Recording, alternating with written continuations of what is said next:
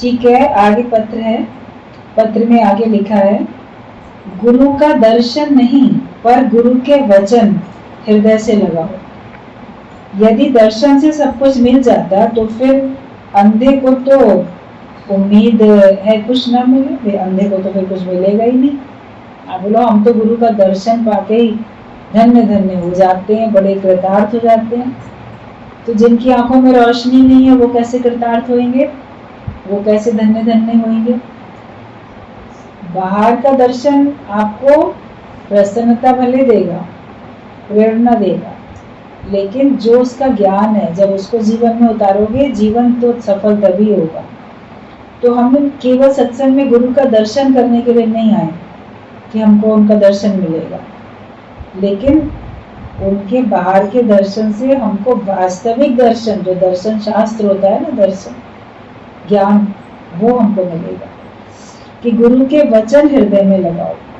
और अगर दर्शन से ही सब कुछ मिल जाता तो अंधों को कैसे मिल जाता था। पर यहाँ तो सूरदास भी आत्मा सुनकर तर गए, जिनको आंखों में बिल्कुल रोशनी नहीं थी। ऐसे लोगों ने भी ब्रह्म ज्ञान सुना और वो मुक्त हो गए। तो आंखों से तो नहीं देख सकते थे, लेकिन कानों से सुन के उन्होंने उन ज्ञान को अपने जीवन में उतारा, हृदय में बसाया, व्यवहार में उतारा, तो फिर वो मुक्त हुए। दर्शन किसे कहते हैं? जहां तहां अपना आप देखना, यही दर्शन है। जो वास्तविक दर्शन है, फिलॉसफी जो है, ब्रह्म ज्ञान जो है, वो ये है कि जहां तहां अपना आप देखो, सर्वत्र अपना आप में देखना, यही दर्शन है। आप किसी एक को देख रहे हो या सबको देख के सब में उस ज्योत को देख रहे हो, ये आप अपने से पूछो। तो दर्शन उसी को कहा जाएगा जहां तहां अपना आप देखना, यही दर्शन है। सम देखो सबको, आत्मा जब को, सबको एक समान करके देखो। सब एक समान है, किसी में भी कोई अंतर नहीं है। और सारे संसार को ही आप आत्मा करके, ब्रह्म करके देखो। जब है ही निराकार तो दर्शन किसका करोगे और मिलेंगे किससे, जानेंगे किसको? जब हूं ही मैं, दूसरा हो तो उसे जाना चाहिए। अद्वैत में कुछ भी करना नहीं पड़ता है, केवल अपने को जानना पड़ता है। तो जब है ही निराकार तो दर्शन किसका करेंगे? हम अपनी आंखों से दर्शन करते हैं किसी साकार का, लेकिन निराकार का तो दर्शन नहीं कर सकते हो। संसार में है ही सब निराकार, तो आप दर्शन किसका करोगे? फिर द्वैत में ही तो दर्शन करोगे, दूसरे में। अपने आप का कैसे दर्शन करोगे? दो है ही नहीं तो जानोगे भी किसको? अपने को ही तो जानना है, मैं ही हूँ और मुझे अपने को जानना है। अपना रूप पहचान, समझ मन दर्शन, यही भगवान, यही दर्शन है। जिसने अपने आप को जान लिया, अपने को पहचान लिया, उसने सच्चा दर्शन कर लिया, आत्म साक्षात्कार उसका हो गया। यही एक दर्शन उसका रहता है कि सब में वो भगवान करके देखिए। और जब हूँ ही मैं तो दूसरा कोई और हो तो उसको जाने, दूसरा है ही नहीं तो जानेंगे किसको और मिलेंगे किससे? हम किस भगवान से मिलके एक होंगे? अभी तो ये शुरू की स्थिति होती है, आत्मा परमात्मा दूर रहे बहुकाल, और सुंदर मेला कर दिया जब सतगुरु मिले दया, कि अभी आत्मा और परमात्मा दूर है, अलग अलग है। तो हम सुंदर मेला गुरु करा देते हैं, लेकिन फिर स्थिति आपकी बनती है कि दूसरा तो है ही नहीं, मैं ही मैं हूँ, तो फिर कौन किससे मिलेगा? मैं अपने आप को पहले जुदा समझता था और फिर अब मैं अपने को वापस एक समझता हूँ कि मैं अपने को ही जानता हूँ। एक दृष्टांत इसके ऊपर समझाने के लिए गुरुजी बड़ा अच्छा बताते थे कि एक लड़का था, उसका एक्सीडेंट हुआ और उसकी याददाश्त खो गई। अब उस लड़के का नाम मोहन था, तो उसको बस इतना याद रहा याददाश्त खोने के बाद कि मोहन एक लड़का था और वो बहुत अच्छा था। बस वो यही बोले, मोहन ना एक लड़का था, एक लड़का मोहन था, वो बहुत अच्छा था। लेकिन वो ये भूल गया कि वो मोहन मैं ही हूँ। और वो दूसरा समझ के बस यही बोले, लोग उसको बताएं अरे वो तू ही है, वो लड़का तू ही है। मगर चूंकि उसका एक्सीडेंट होकर याददाश्त खो गई थी तो समझ नहीं पा रहा। फिर जब उसका ट्रीटमेंट होता है, समझ में आता है, जब वो ठीक होता है तब वो जानता है कि जिसको मैं कहता था कि एक लड़का मोहन था, वो बहुत अच्छा था, अरे वो तो मैं ही हूँ। जब उसकी याददाश्त वापस आती है तो फिर वो खुश हो जाता है कि जिसको मैं ढूंढ रहा था कि वो कौन है, वो कहाँ है, वो बहुत अच्छा था, मुझे उससे मिलना है, वो कहाँ है। लेकिन जैसे ही उसकी याददाश्त आई तो बड़ा खुश, अरे वो तो मैं ही हूँ, तो किसको ढूंढेगा, किससे मिलेगा। तो हमारा भी संसार में आने के बाद माया से एक्सीडेंट हो जाता है और हम कहते हैं हाँ भगवान है, बहुत अच्छा है, हमको भगवान से मिलना है, यही बोलते हैं। लेकिन गुरु हमारा ट्रीटमेंट करता है, वो हमको सही ज्ञान देके सही समझ देता है। फिर हमको अपने अंदर अनुभूति होती है कि जिसको हम ढूंढते थे वो तो मैं स्वयं ही हूँ। तो हमारे को बड़ी खुशी मिल जाती है, हमारी खोज खत्म हो जाती है, हम अपने आप में भरपूर, अपने आप में संतुष्ट हो जाते हैं। ज्ञान पक्का करके अपनी जो खोई हुई स्मृति है उसको वापस लाने की चेष्टा करो। अर्जुन ने भी भगवान को बोला है ज्ञान सुनने के बाद कि अब मैं स्मृति को प्राप्त हुआ, अब मुझे जैसे कि सही समझ आ गई, अब मैं भूल गया था, मुझे याद आ गया, अब मुझे ये पता चल गया। तो हमको भी ये पता चल जाए कि वो मैं, जब ये पक्का होगा तो फिर आपका आनंद, आपकी मुक्ति आपके पास है, फिर आपका भटकना खत्म हो जाता है। तो दूसरा है ही नहीं और अद्वैत में आ जाते हैं। फिर अद्वैत में तो कुछ करना ही नहीं पड़ता है, हमें केवल अपने को जानना है कि जिसको मैं दूर समझता हूँ, मुझको कहाँ ढूंढ रहे बंदे, मैं तो तेरे पास। लेकिन तेरे पास क्या, जो तू है सो मैं। ये स्थिति हमारी पक्की होती है। जिसने जगत को मिथ्या समझा वो जगत के कौन से कामकाज करेगा, और जो जगत को सत्य समझता है वो नहीं करता है तो भी वो कर रहा है अंदर मन से। जिसने जगत को मिथ्या समझा फिर वो जगत के कौन से काम करेगा, वो तो कोई काम नहीं करता है। उसके द्वारा जो कार्य जरूरी होता है परमात्मा करा देते हैं, मगर करते हुए भी वो बोलता है कि मैं तो कुछ करता ही नहीं। और जो जगत को सत्य मान के बैठे हैं वो सुस्त आलसी बन के मान लो बाहर से नहीं भी कर रहे हैं कोई काम, या उनके ऊपर कोई जिम्मेदारी भी नहीं है, दूसरे लोग करते हैं, वो खाली बैठे हैं, तो कुछ ना करके भी तो वो कर रहे हैं, उनके अंदर में कर्ता बना है। तो मन ही मन में वो पता नहीं कौन कौन सा कार्य करते रहते हैं।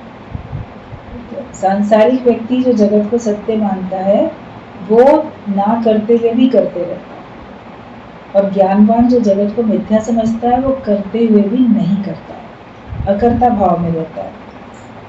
कि जो जगत को सत्य समझता है वो नहीं करे तो भी करे, बाहर से भले ही चुप करके बैठा हो तो भी उसका मन चलता रहेगा।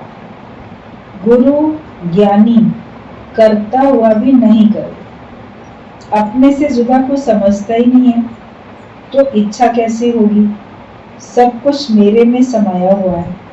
अब कौन सी वस्तु जुदा है जो मैं इच्छा करूं, मेरे से अलग कौन सी चीज़ है जिसको पाने की मैं इच्छा करूं। मुझे किसी चीज़ को पाने की इच्छा नहीं है और मेरी कोई आवश्यकता भी नहीं है।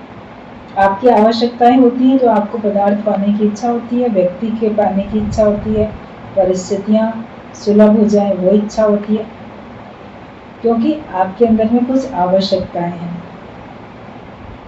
बोल देते हैं ना लोग कि रोटी कपड़ा और मकान मनुष्य की ये मूलभूत आवश्यकता है, हर एक की आवश्यकता है। ज्ञानी के लिए तो ये भी आवश्यकता नहीं है, वो जानता है कि भगवान मेरे लिए सब करते हैं। रामतीर्थ बोलते थे जब भगवान को जरूरत होती है तो वर्षा रानी आके मुझे नहला के चली जाए, मुझे तो कोई अंदर में चाह ही नहीं।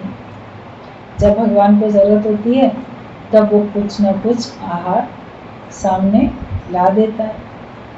मुझे तो खाने पीने की भी इच्छा नहीं है, ब्रह्मज्ञानी को खाने पीने की भी इच्छा नहीं है, अंदर से उसको कोई चाह नहीं है। बाकी जो उसके शरीर की आवश्यकताएं हैं वो प्रकृति किसी न किसी माध्यम से, किसी न किसी के द्वारा पूरा कर देती है। तो वो नहीं कहता कि मुझे आवश्यकता है, उसके शरीर को चलाने के लिए भगवान को आवश्यकता है। भगवान चाहता है कि उसका शरीर चले, कार्य करे, तो सारी व्यवस्थाएं बनी हुई हैं। पहले बनी प्रारब्ध, पीछे बना शरीर। भाग्य पहले ही बन चुका, बाद में शरीर बना।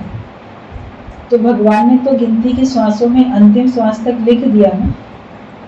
भगवान को तुमसे उतना काम लेना है, इसलिए उतने दिन तक की तुम्हारी व्यवस्था भगवान ने पहले ही लिख दी और बना दी। किसके द्वारा पूरा होगा, कौन सा कार्य किसके द्वारा पूरा, किसके द्वारा तुम्हारा खाना पीना होगा, किसके द्वारा तुम्हारा दूसरा काम होगा। तो भगवान की जरूरत है ना, तुम्हारी जरूरत थोड़ी है। बोलो हमें अब कोई जरूरत नहीं है, हम अपना काम पूरा कर चुके।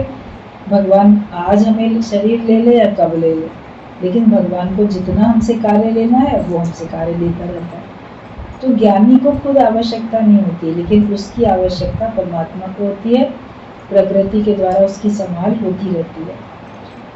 तो उसके अंदर कोई इच्छा नहीं है, वो ही जानता है कि सब कुछ तो मेरे में ही समाएगा, मुझसे अलग है ही नहीं, तो मैं उसको पाने की इच्छा कैसे करूँ। जो चीज़ तुम्हें पहले से ही प्राप्त है उसके लिए तुम क्यों इच्छा करोगे कि अब कौन सी वस्तु जुदा है जो मैं इच्छा करूं। बिन गुरु वक्त मुक्ति नहीं पावे, बिना भक्ति सतलोक न जावे।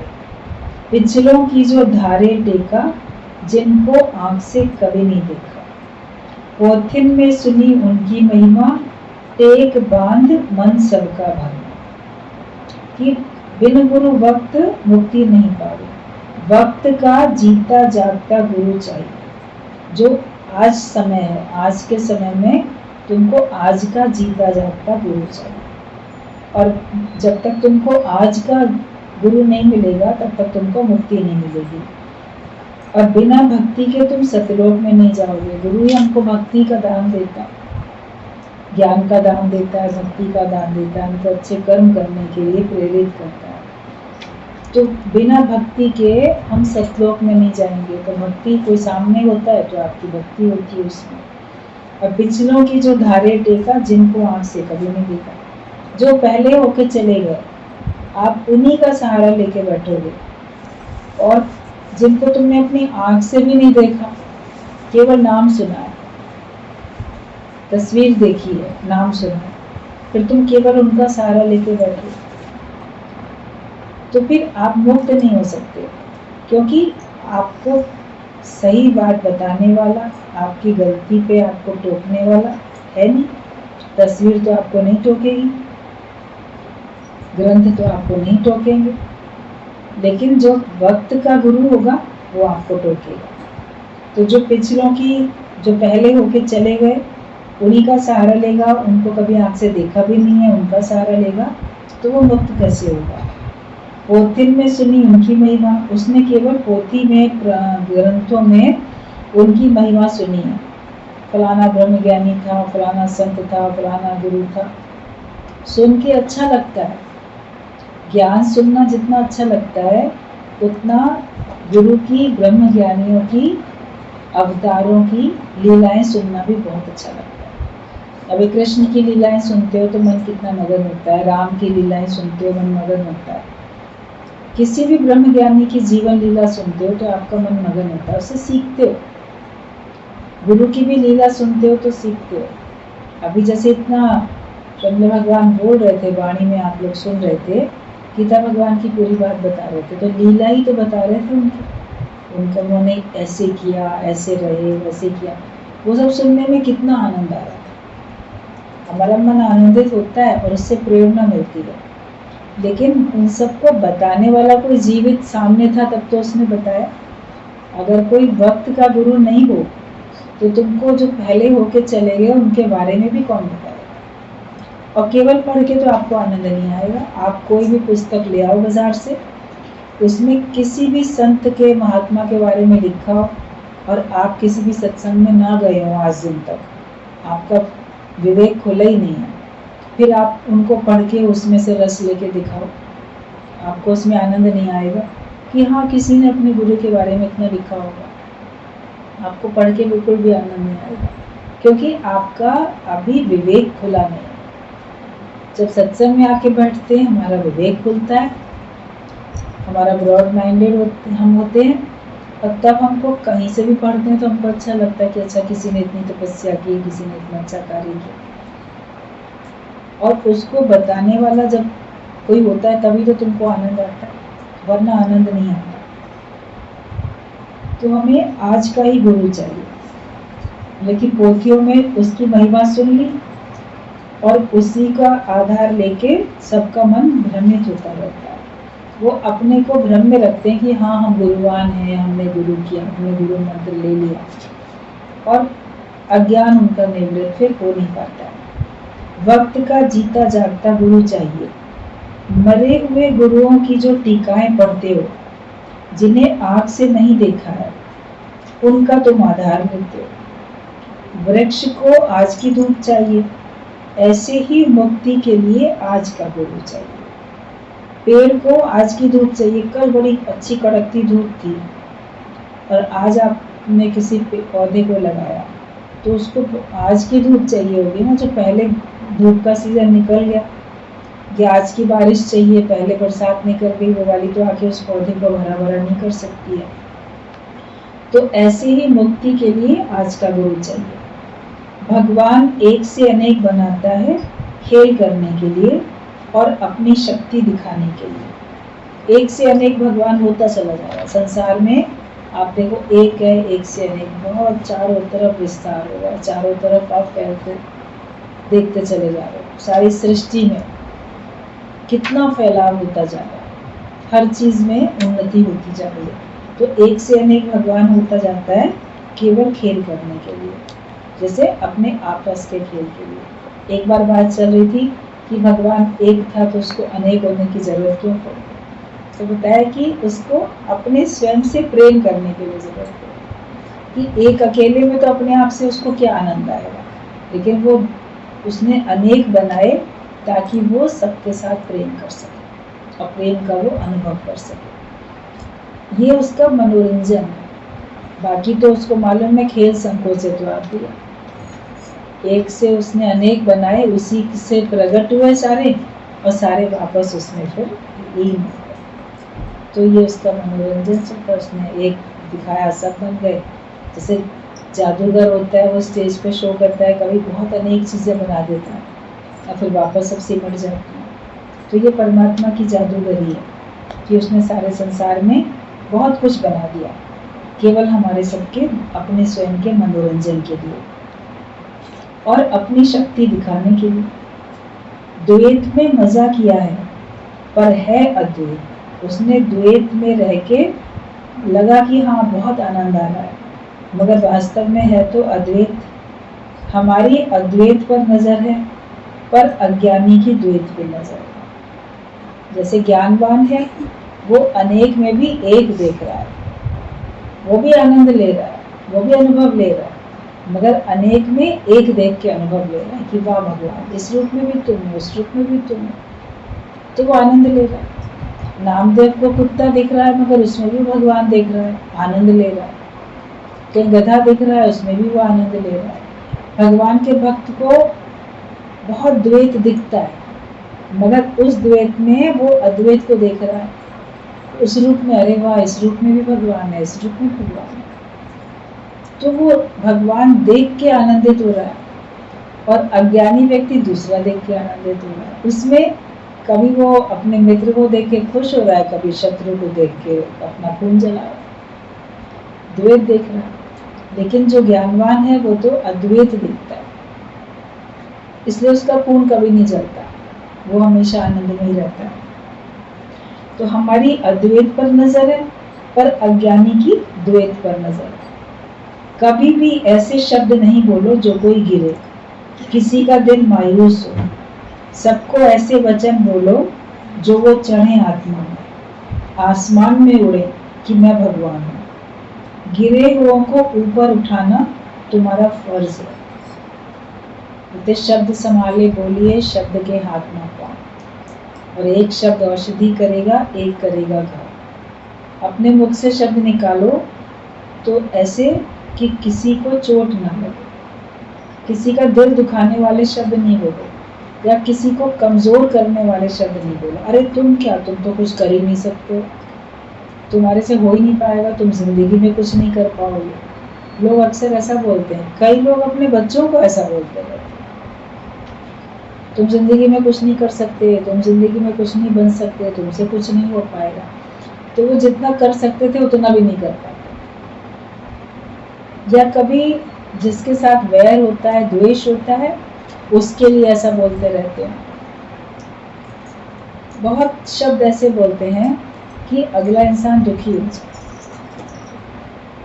ज्ञानवान का ये धर्म होता है, इसका फर्ज होता है कि वो अपने शब्दों से दूसरे के अंदर शक्ति भर दे। ये नहीं कि वो अपने शब्दों से दूसरे की शक्ति को खत्म कर दे, ऐसा नहीं। वो अपने दूसरों को शक्ति भरने वाले वचन बोलते हैं।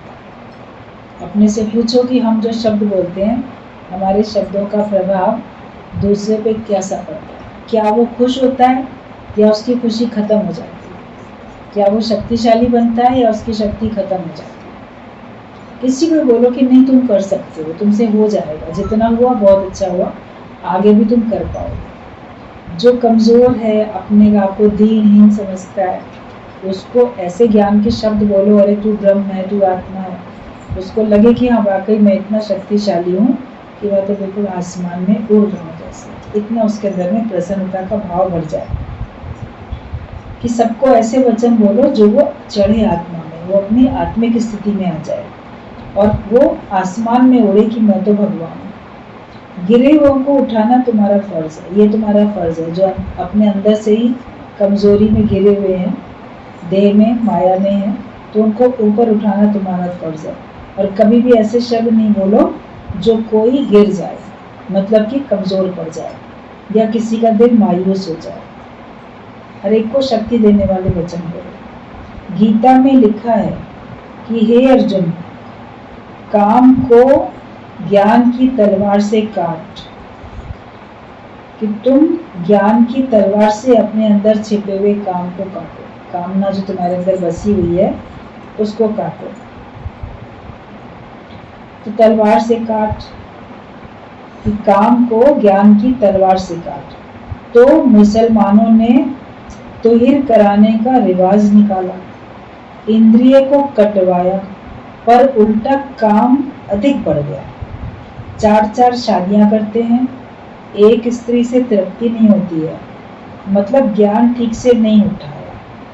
तो वो ऐसा खतना उनके यहाँ कराने का रिवाज है मुसलमानों में कि हम अपने उस इंद्रियों को कंट्रोल करने के लिए ये तलवार से काटो। तो लेकिन उनका कोई काम का भाव थोड़ी खत्म हो गया, वो तो और भी ज्यादा कामी पुरुष होके रहते हैं। आप चाहे अपने बाहर से इंद्रियों को कंट्रोल में करो, लेकिन कितना करोगे? जब तक मन कंट्रोल में नहीं है तो आपकी इंद्रियां कंट्रोल में नहीं आती हैं। ज्ञान से अपने अंदर बसने वाले जो काम की भावना है उसको ज्ञान की तलवार से काटना है, तो बाहर की तलवार से थोड़ी काटना है। लोग अपने कानों को ना, कि हमको सुनना ना पड़े शब्द, तो अपने कानों को बहरा कर लेते हैं, ऐसा डालेंगे कुछ। आंखों से देखना ना पड़े तो आंखों को अंधा कर लेंगे, मुख से बोलना ना पड़े तो अपनी जीभ काट के चढ़ा देंगे भगवान पे कि हमको बोलना ना पड़े। तो इंद्रियों को तो काटना आसान है, तलवार से काटा, कैसे भी काटा, लेकिन क्या तुम्हारे अंदर की कामना खत्म हुई उससे? मन तो अंदर जीवित है, इच्छाएं तो अंदर बलवती हो रही हैं। तो बाहर से आपने आंखों से नहीं देखा, कानों से नहीं सुना, मुख से नहीं बोला, या अपनी बाकी इंद्रियों को आपने काटा पीटा वश में, लेकिन अगर मन को वश में नहीं किया तो आप क्या करोगे? तो वो लोग चाहे कैसा भी करते हैं तो भी तो उनकी 4-4 स्त्रियां, इतनी अधिक संतानें, तो रहते तो इसी काम वासना में। तो ज्ञानी जो है वो अपने मन इंद्रियों का संयम करके चलता है, उसके अंदर में ही भाव नहीं है। जो तंग करने वाला हमारा विचार है वो हट जाता है, तो फिर आपकी इंद्रियां अगर जैसी भी हैं उनसे आपको कोई लॉस नहीं है। कोई आपका नुकसान नहीं है। बोलते सांप अगर तुम्हारे घर में है, तुमने देखा सांप है, पता नहीं कहाँ छुप गया, तो कहीं 2-4 इधर उधर बिल बने हुए थे चूहे के या चींटी के, कोई ऐसे बिल दिखाई दे रहे हैं, आपको लगता है पता नहीं शायद इस बिल में ना घुस गया हो सांप, उस बिल में ना चला गया हो, तो आप वो बिल बंद करते रहते हो।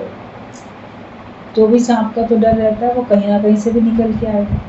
लेकिन अगर आपने उस सांप को मार दिया तो बिल आप बंद करो ना। तो ये जो इच्छा है, कामना है, अहम भाव है, इसको अगर आपने समाप्त कर दिया तो आप अपनी इंद्रियों के बिल बंद करो या नहीं, उससे कोई फर्क पड़ने वाला ही नहीं। वरना तो इंद्रियों के जरिए बाहर का अज्ञान आपके अंदर जाता है, जगत आपके अंदर जाता है। लेकिन जब मन ही उसको रिसीव नहीं करता है, आपका मन ही अमन हो गया, तो आप बाहर भी देखोगे तो आपको सर्वत्र परमात्मा तो दिखेगा। मैं देखूं जिसोर प्रभु जी, सामने मेरे तुम ही तुम, भगवान तुम ही तुम। तो ज्ञानवान तो हर रूप में भगवान को देखता है, इसलिए उसको अपनी इंद्रियों को इस प्रकार से हठ योग के द्वारा वश में करने की जरूरत नहीं होती है। लेकिन और लोग अपने इंद्रियों को पहले वश में करने की कोशिश करते हैं और मन उनका वश में होता नहीं, तो उनको कोई फायदा होता नहीं। अपने मन को पहले वश में करो, फिर आपकी इंद्रियां भी वश में होंगी और इंद्रियों को भी वश में करो। कोई बोले कि मेरा मन तो वश में है लेकिन मेरी इंद्रियां तो बहिर्मुखी हैं, तो वो भी इसका बोलना गलत है। आपका मन और वाणी और इंद्रियां तीनों की तो तपस्या चाहिए। अगर तीनों की तपस्या नहीं होती है तो आपकी तपस्या फिर पूर्ण नहीं होती है। तो गीता भगवान ने पत्र में यही बताया कि आप अपने मन को ज्ञान की तलवार से अपने अंदर बसने वाले काम को काम, क्रोध, लोभ, मोह, अहंकार, इसमें सबसे पहले काम है। तो इसको अगर हम खत्म करते हैं तो हमारा क्रोध भी कंट्रोल में आता है, मोह भी कंट्रोल में आता है, हमारा लोभ भी कंट्रोल में आता है, हमारा अहंकार भी, क्योंकि काम नहीं तो है, काम में ही तो सारी चीजें बसी हुई हैं। इच्छा, किसी न किसी प्रकार की इच्छा, वही आपको मोह में लाती है। इच्छा पूरी नहीं हो तो आपको क्रोध आता है, पूरी हो तो आपका लोभ बढ़ जाता है। इच्छा से आपका लोभ होता है, मुझे ना बहुत कुछ पाने की इच्छा है, तो लोभ है ना, तो इच्छा के कारण ही तो लोभ बढ़ रहा है। हमें इच्छा ही नहीं है तो हमारा लोभ कहाँ से बढ़ेगा? हमें इच्छा ही नहीं है तो हम अहंकारी कहाँ बनेंगे? मुझे लोग माने, मुझे लोग समझे, मैं विशेष सब जगह पे पूजा जाऊं, तो ये अहंकार जो है तुम्हारी इच्छा से ही तो शुरू हुआ और मैं से शुरू हुआ। मैं देह हूं ये मानने से शुरू हुआ। तो इस जड़ को ही गुरु समाप्त कर देता है कि मान ना मान, तू है भगवान, तो ये देह है ही नहीं। देह में ही सब विकार होते हैं और गुरु देह से ही मुक्त करते हैं। देह में सब विकार है, और जब आप अपने को देह रहित मान लेते हो तो आप फिर निर्विकारी हो जाते हो। तो निर्विकारी होके चलो और ज्ञान को ठीक तरीके से उठाओ। सही तरीके से ज्ञान को अगर जीवन में लगाएंगे तो फिर हमारा जीवन सुंदर बनता चला जाएगा। ये पत्र हम लोग का गीता भगवान का आज पूरा हो गया।